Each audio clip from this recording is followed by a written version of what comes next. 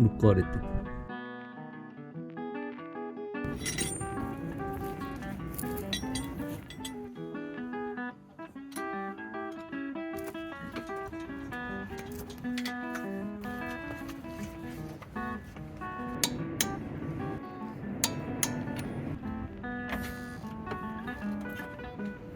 スタッドレスになりました。錆びてるけど保管してる間に錆びちゃった。FF ヒーターが壊れたんで、まずどんな状況か見よう。FF ヒーターとは何だって話なんですけど、要は最強の暖房です。これは本当に頼りになるね。キャンピングカーとかでよく使われている軽油とかガソリンで動くヒーターです。吸気と排気が室内と完全に分離していて、効率よくあったかくなれます。ボンゴでは中国製の 2kW のヒーターを灯油を燃料にして使ってます。でこれ買うタイミングによって価格が何倍も変わるから要注意です。やばすぎるね。俺ら6万円弱で買ったんだけど、後で見てみたら1万円で売ってたりとかするやつです。どうなってるのっていうね。今回の動画なんですけど、最近これが動かなくなりました。壊れてしまった。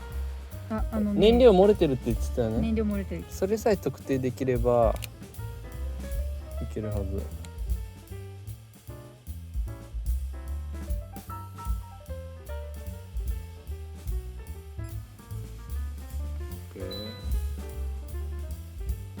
あと電気系統もちょっといかれてるって。そうなんだよね。満身創痍だよ。それは今度ね、今日は FF ヒーターを。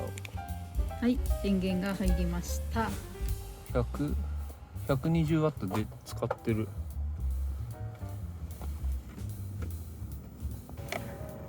ポンプはな、少ないけど燃料はちょっと入ってると十分。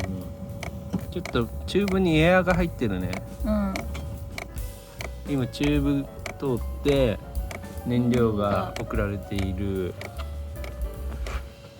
ちょっと下見て。あ、垂れてる。でしょ、やっぱり。こっから。そう、それをこの前見たの。明らかに燃料漏れで、どっから漏れてるかっつうと、こっちだな。やっぱ本体に繋がってるところが漏れてんだ。一回ちょっと止めて。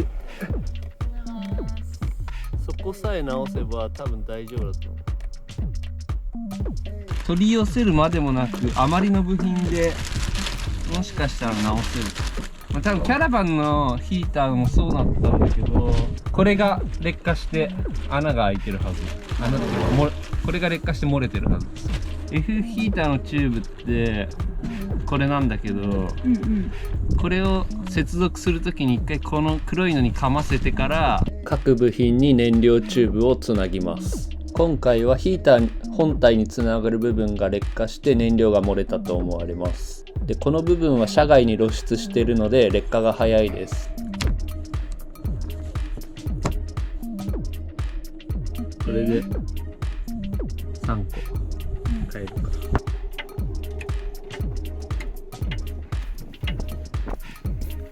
キュッとした。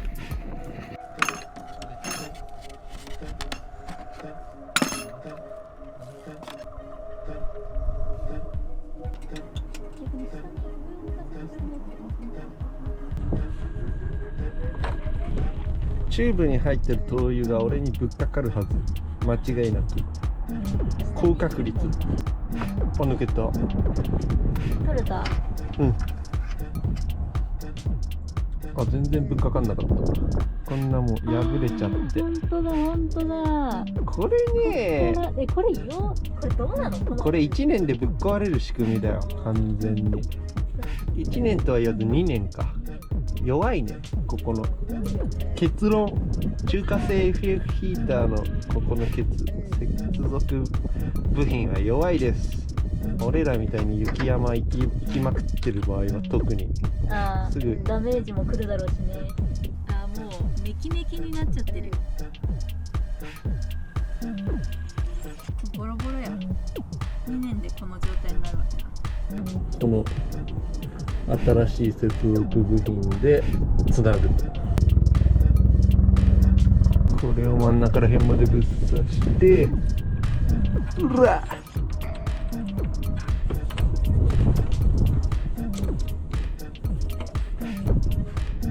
ついた。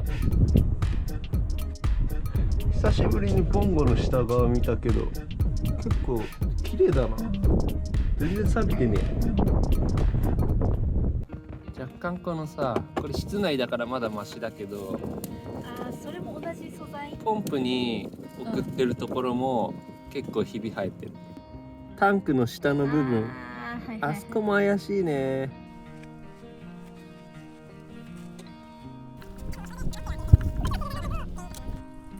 ああ、あ、でも最小限の被災で。で、これ新しいのを買います。なんたって北海道行くからね。そうそうそうそう。そのた FF めヒーターがないと北海道なんて無理ゲーだから。ちょっと俺トイレ行ってこようか。はい、いってらっしゃい。頻尿だね。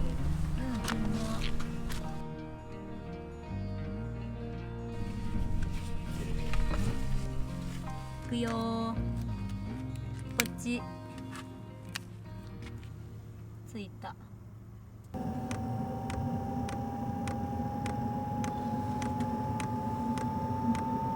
で、これを鑑賞しつつ、ここに。いや、燃料漏れはないですね。あ、下来てないね。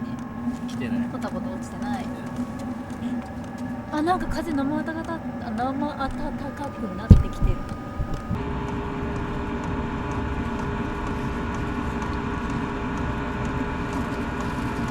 これ朝作ってきたおにぎり。どうぞ。いただきます。しその実とおかか入れてみた。うめえ。ああ、大丈夫そう。熱っ。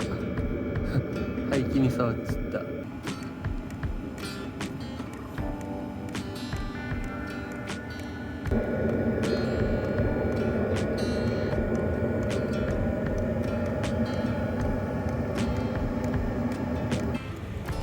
350、前も後ろも。はい。350。あ、入ってる。ちょっと。オッケー。